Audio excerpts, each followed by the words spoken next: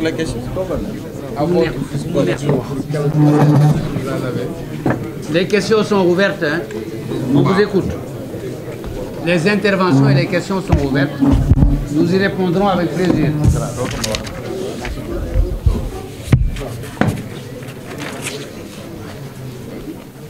Alors, pour vous aider dans vos questionnements, je voudrais,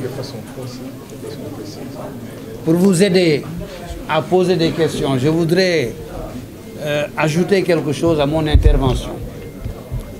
Parce que ce sont ceux qui viennent d'intervenir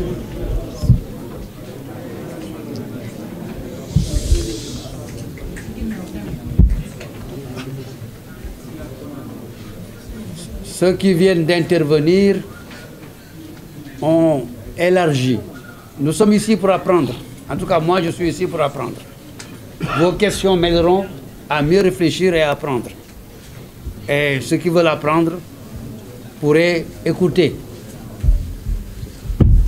Les avocats qui viennent de parler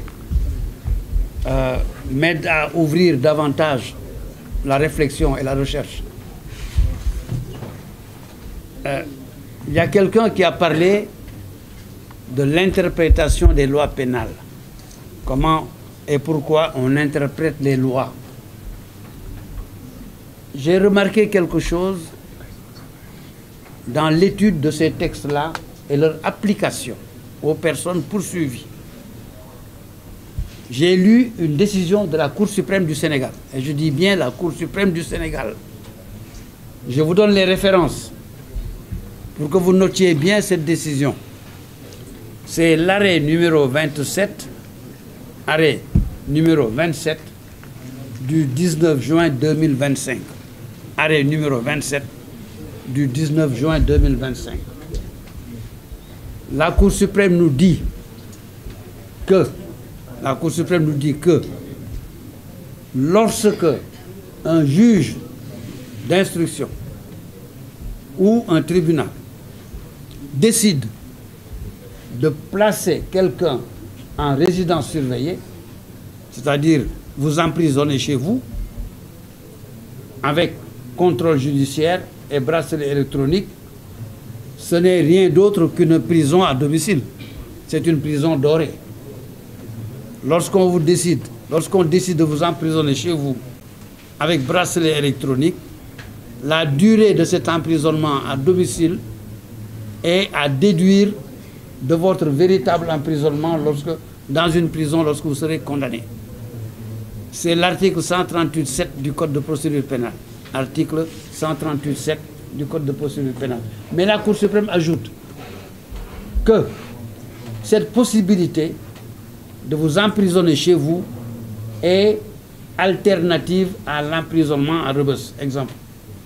Alternative, ça veut dire remplacer. C'est la même chose. On fait comme ça. Deux mains qui alternent. L'un équivaut à l'autre sur le plan de la durée de la peine.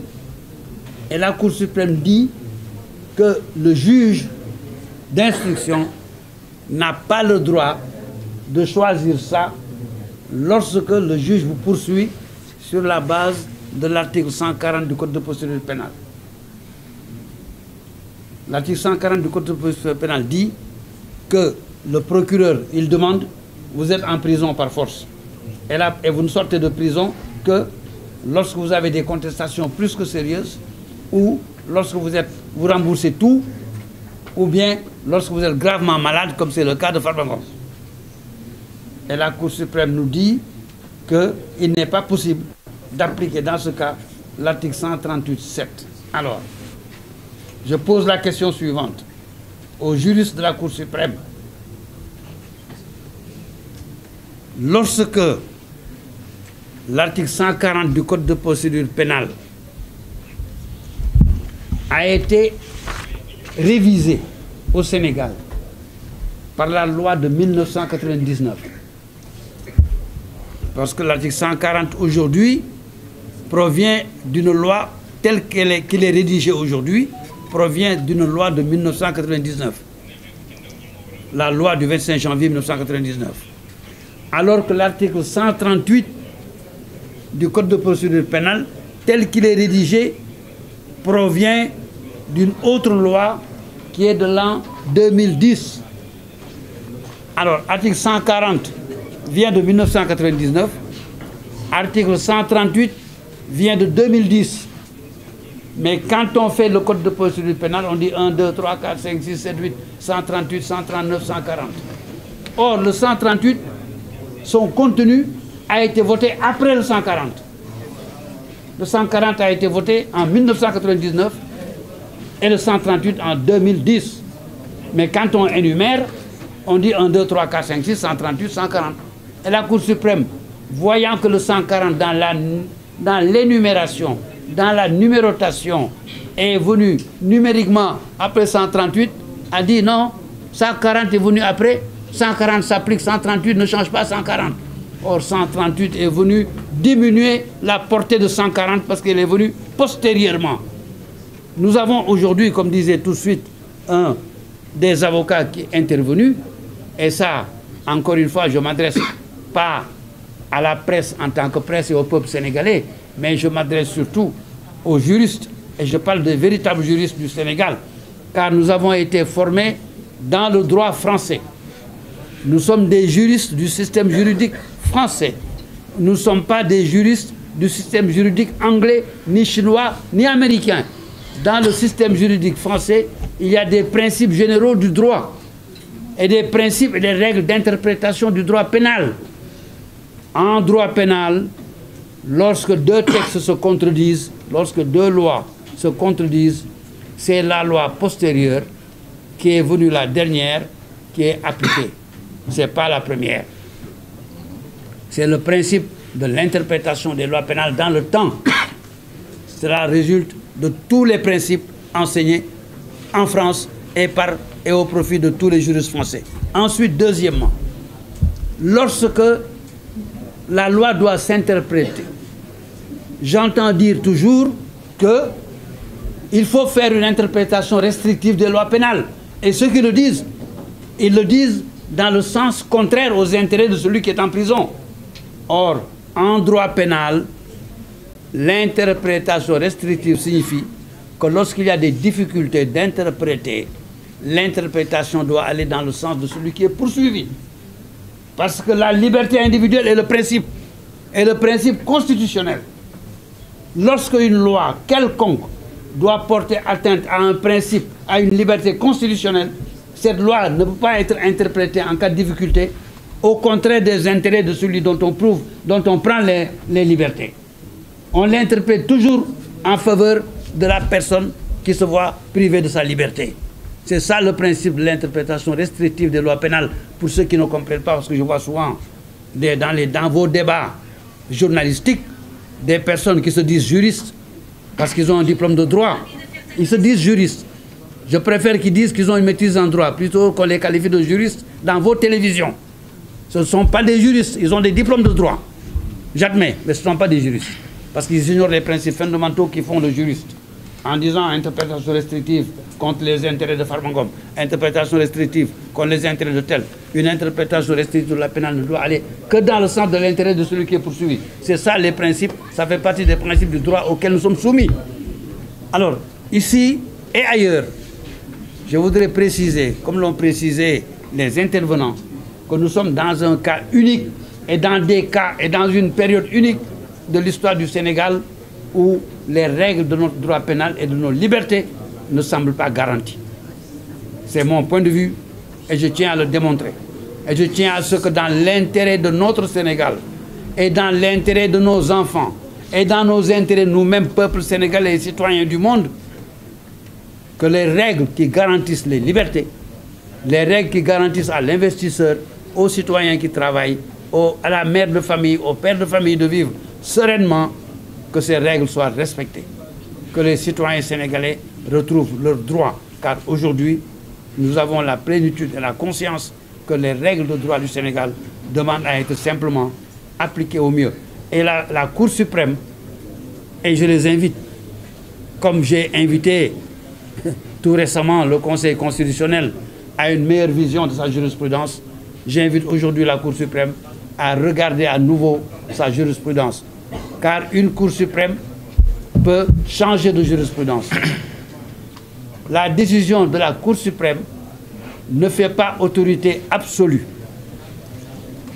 La décision d'une Cour suprême au Sénégal ne fait pas autorité absolue. La décision d'une Cour suprême au Sénégal ne fait pas autorité absolue. Toute décision d'une juridiction fait autorité relative. C'est la notion d'autorité relative de la chose jugée. Et je voudrais préciser, à l'encontre des journalistes et de tous ces Sénégalais qui sont des juristes, entre guillemets, qui sont toujours en train de divulguer dans le peuple sénégalais de fausses notions, notamment une autre notion, lorsqu'on dit le gouvernement des juges.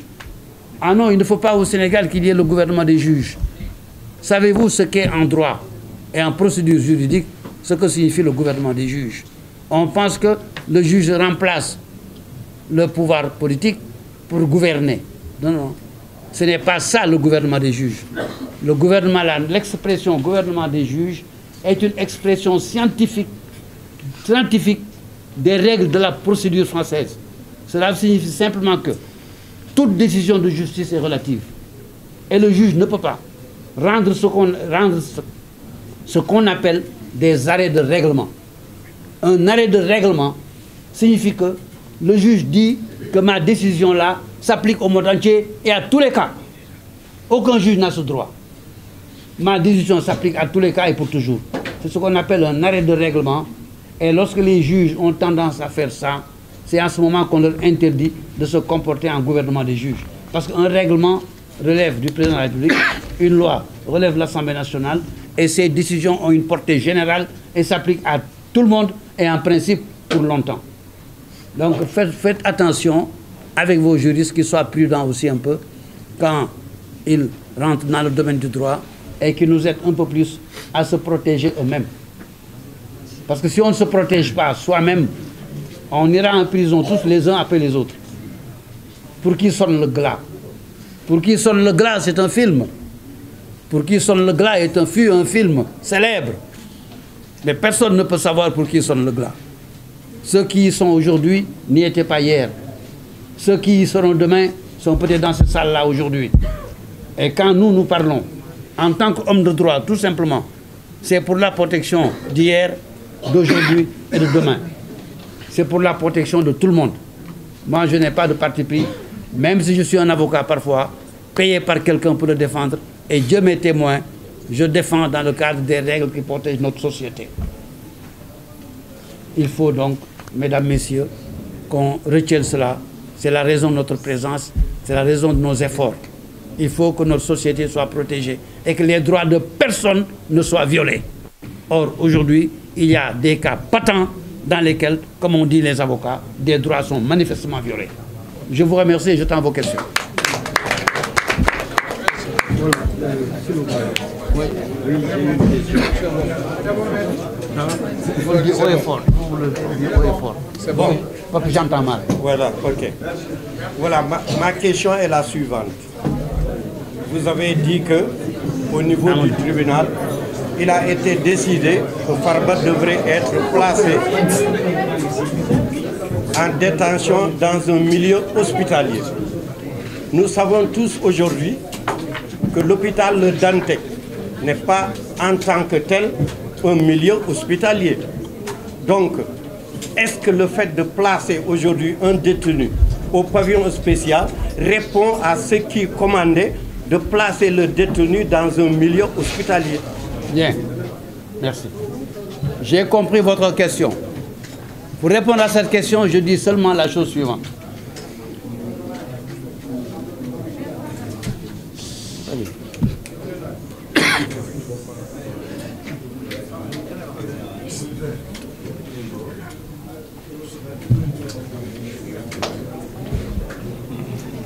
Tout le monde est perturbé, quoi.